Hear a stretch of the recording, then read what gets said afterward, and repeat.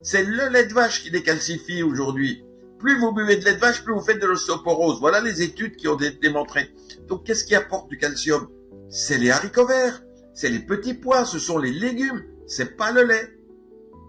Et donc voilà, ne mangez pas du lait pour le calcium, ça sert à rien.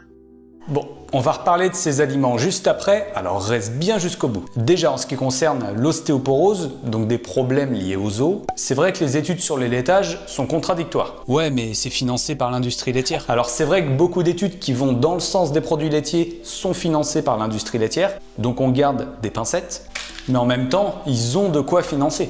Et j'aimerais préciser qu'il y a toujours une relecture par les pairs.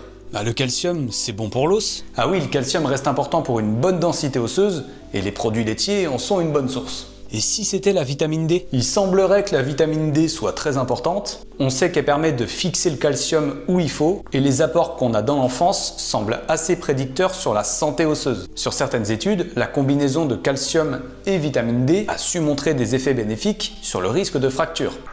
Et le fait de bouger plus? L'activité physique, ça agit aussi positivement sur la santé osseuse. C'est d'ailleurs ce qui est recommandé et qui marche bien sur les patients atteints d'ostéoporose. Pour la vitamine D, c'est très compliqué d'en avoir assez avec la diète, surtout avec le poisson gras, ou alors prendre le soleil de façon adaptée. Pas hésiter à échanger avec son médecin pour la vitamine D. Par contre, le calcium via la diète, c'est possible. Et le monsieur, il a raison avec le calcium des petits pois? Si je reprends les propos de monsieur, parlons des petits pois. On a 30 mg de calcium pour les petits pois pour une portion de 100 g, alors que les besoins d'un adulte sont de 950 mg par jour.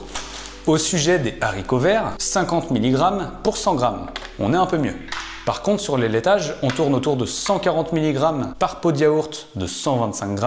À peu près pareil pour les dérivés comme le fromage blanc, petit suisse, skyr. Donc là, c'est hyper intéressant parce qu'on consomme facilement les 100 g pour peu de calories et avec pas mal de protéines. Après, oui, on peut faire 100. Mais pas n'importe comment. Si on veut parler du règne végétal, on a le brocoli, le chou vert, le chou frisé, les oléagineux, notamment les amandes, la purée de sésame, la graine de lupin, les légumineuses comme les flageolets, le tofu enrichi en calcium, des substituts de lait ou yaourt en végétal si enrichis en calcium, sinon dans les poissons en conserve, surtout avec les arêtes qui sont attendries. Mais l'absorption, elle est différente. Enfin, il existe une notion de facteur d'absorption. Je vous mets à l'écran un schéma que j'avais fait suite à des recherches scientifiques. Bon, ça complexifie encore un peu les choses, mais on voit que les produits laitiers s'en sortent bien, avec un bon facteur classique de 32%. Par contre, pour le chou, c'est encore mieux que les laitages. Écris chouchou en commentaire si t'es resté jusqu'au bout. Et n'hésite pas à partager. Je vous dis à bientôt, c'était Landry.